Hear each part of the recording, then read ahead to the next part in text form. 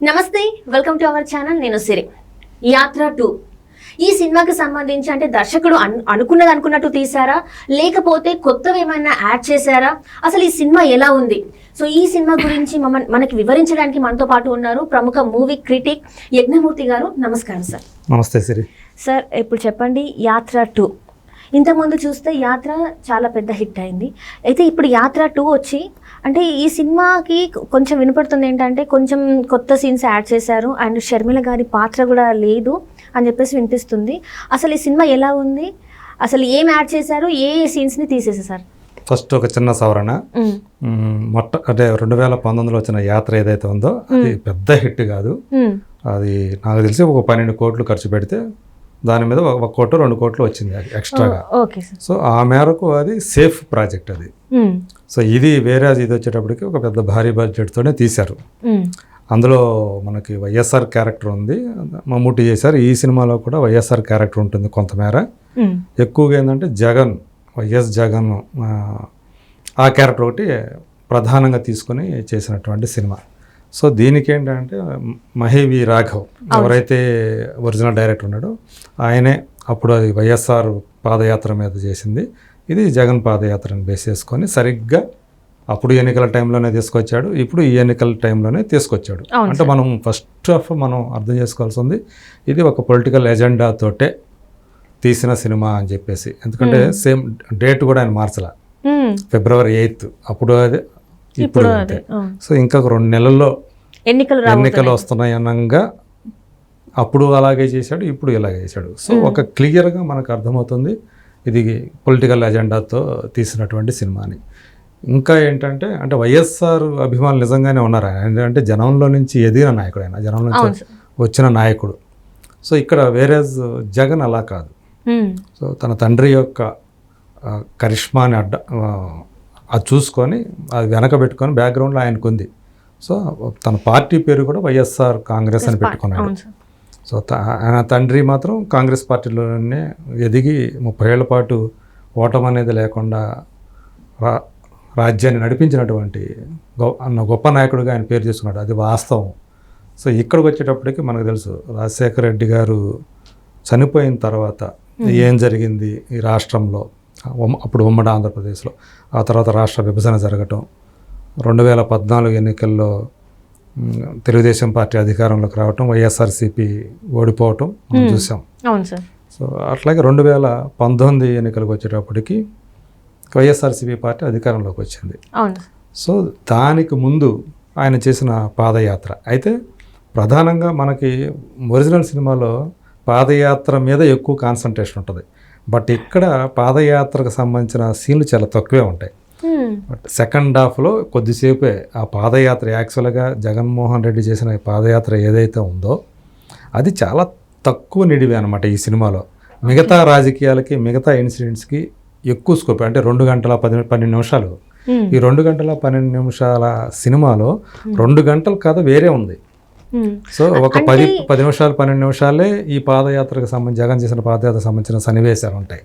అంటే మిగతా సినిమా అంతా దేనికోసం సార్? అంటే ఆ కథ అంతా దేని చుట్టూ? దానికి ఏం చేశారంటే ఫస్ట్ ఒక అరగంట సేపు వైఎస్ఆర్ మన రాజశేఖర రెడ్డి గారికి సంబంధించిన సీన్లే చూస్తాం. తర్వాత ఆయన చనిపోయిన తర్వాత జగన్మోహన్ రెడ్డి రాజకీయాల్లోకి రావటం వెనక ఏమేమి కారణాలు ఉన్నాయి అనేది తన కోణంలో తీశాడనమాట. తన కోణంలో తీసేటప్పుడు ఏమైంది, జగన్ని ఒక ఎంత గొప్ప వ్యక్తిత్వం ఉన్నవాడు. సో ఆయన కరెక్ట్ రాజకీయాల్లోకి వచ్చి ఒంటరిగా నిలబడి ఎవరితో కూడా పొత్తు పెట్టుకోకుండా ఒంటిగా నిలిచి అటు కాంగ్రెస్ పార్టీని ఇక్కడ తెలుగుదేశం పార్టీని దాటి ఆయన గొప్ప నాయకుడిగా ఎదిగాడు అని చూపించాలనుకున్నాడు. సో దానికి తగ్గట్టు అందుకొని ఏం చేసేసాడు, సోనియా గాంధీ పాత్రని మెయిన్ విలన్గా చేశాడు.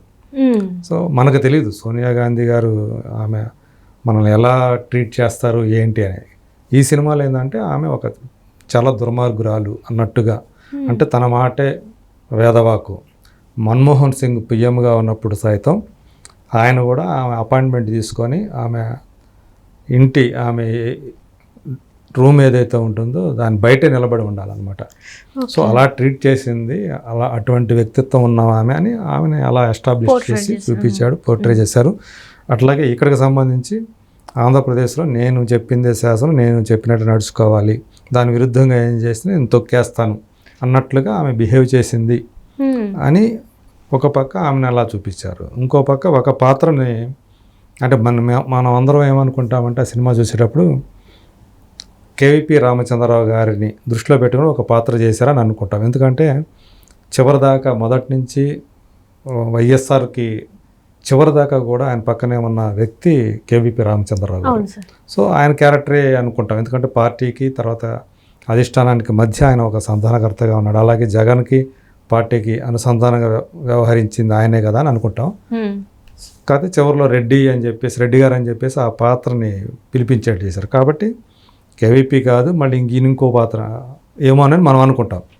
బట్ వేరే నేను పర్సనల్గా శుభలేఖ సుధాకర్ గారికి ఫోన్ చేసి అడిగా సినిమా చూసిన తర్వాత, ఎందుకంటే ఆయన క్యారెక్టర్ వరకు ఆయన చాలా బాగా చేశారు ఆయన.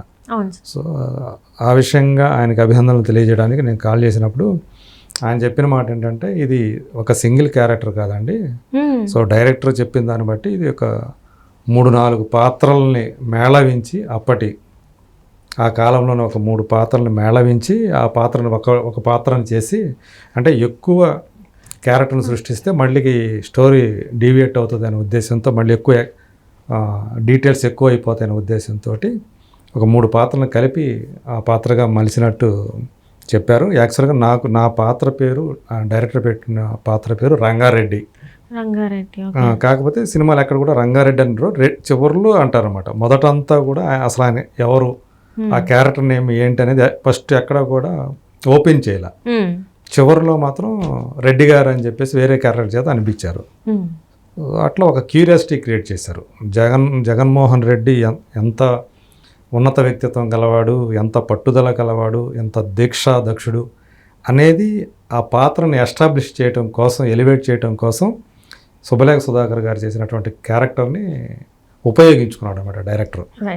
సో అది అట్లా అనమాట. అంటే ఇది కదా మీరు అన్నట్టు షర్మిల క్యారెక్టర్. అవును సార్, షర్మిల క్యారెక్టర్ ఎందుకు అంటే ఈ సినిమాని అంటే ఒకవేళ రాజకీయ కోణాలుగా చూసుకున్నట్టయితే, జగన్మోహన్ రెడ్డి గారి లైఫ్లో చూసుకున్నట్టయితే షర్మిల గారి పాత్ర చాలా మెయిన్. అంటే మనకు తెలిసినంత వరకు అంటే తన పాదయాత్ర చేసి జైల్లో ఉన్న సమయంలో, జగన్ గారు జైల్లో ఉంటే తను పాదయాత్ర చేసి ఒక ముఖ్యమంత్రి స్థానాన్ని ఆమె కల్పించింది జగన్మోహన్ రెడ్డి గారికి.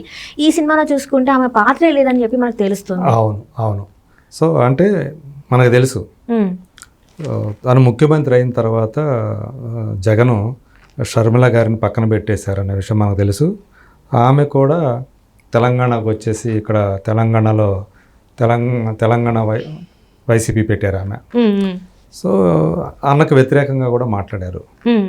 సో అందు గురించి స్క్రిప్ట్లో ఆమె పాత్రను పక్కన పెట్టేశారు కంప్లీట్గా. సో మళ్ళీ ఆమె పాత్ర వచ్చిందంటే ఆమెను మళ్ళీ నెగిటివ్గా చూపించడానికి కుదరదు. ఒకవేళ ఆమెను చూపించారంటే ఆమె భారతి పాత్ర తక్కువ అయిపోతుంది. సో భారతి పాత్రని పెంచడం కోసం, భారతి పాత్రని ఒక హీరోయిన్ లాగా చూపించడం కోసం యాక్చువల్గా వైఎస్ విజయమ్మ దగ్గర ఉండి ఆమెకి చేదోడు వాదాడుగా ఉన్నది ప్రపంచానికి అందరికీ తెలిసింది షర్మిల గారు. ఆ ప్లేస్లో భారతి పాత్రని ఇందులో చూపించారు. సో తనే అత్తయ్య దగ్గర ఉండటం, తనే ఆమెను ఓదార్చడం, వైఎస్ఆర్ గారు చనిపోయినప్పుడు కానీ, తర్వాత జగన్ జైలుకి వెళ్ళినప్పుడు కానీ ఆమె అత్తయ్య దగ్గర ఉండి ఆమెకు ధైర్యం చెప్పి తాను ధైర్యం తెచ్చుకొని ఉన్నట్లుగా అట్లా ఆమె పాత్రని, భారతి పాత్రను ఎస్టాబ్లిష్ చేయడం కోసం షర్మిల పాత్రని మొత్తానికి తీసేశారు. అసలు ఎక్కడ కూడా కనిపించదు సార్. ఇది ఒక ఎక్కడ అసలు షర్మిల అనే పదం కూడా మనకు వినపడదు సినిమాలో. సో దాన్ని బట్టి దర్శకుడి యొక్క ఉద్దేశం మనం అర్థం చేసుకోవచ్చు, ఈ సినిమా వెనక ఎవరున్నారని మనం అర్థం చేసుకోవచ్చు. అంటే ఇది మొత్తం సంబంధించింది ఏంటంటే జగన్మోహన్ రెడ్డి గారికి ఒక పాజిటివ్గా తనకు తాను తీసుకున్న ఒక చిత్రం కనుకోవచ్చు సార్. అంటే మొత్తం రాజకీయంగా అవును, ఈ సినిమా చూసిన తర్వాత అనిపించేది అదే.